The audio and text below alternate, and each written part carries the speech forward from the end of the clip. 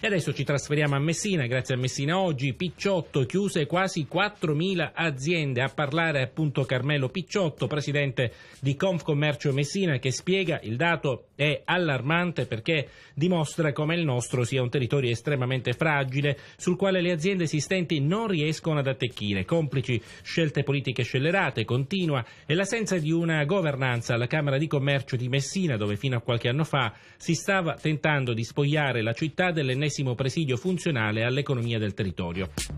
Come si ricorderà, la Camera di Commercio è stata salvata grazie alla lotta aspra condotta da Confcommercio, sottolinea lo stesso Picciotto. Indubbiamente, poi aggiunge, le politiche economiche e del lavoro della regione non favoriscono la ripresa del territorio, che si è trasformato in un campo di battaglia dove ogni anno si registra un bagno di sangue in termini di chiusure delle aziende. Inoltre, questo momento di grande confusione elettorale a livello locale non sta assolutamente aiutando a fermare la dirompente emorragia. La politica, pertanto, si assuma le sue responsabilità.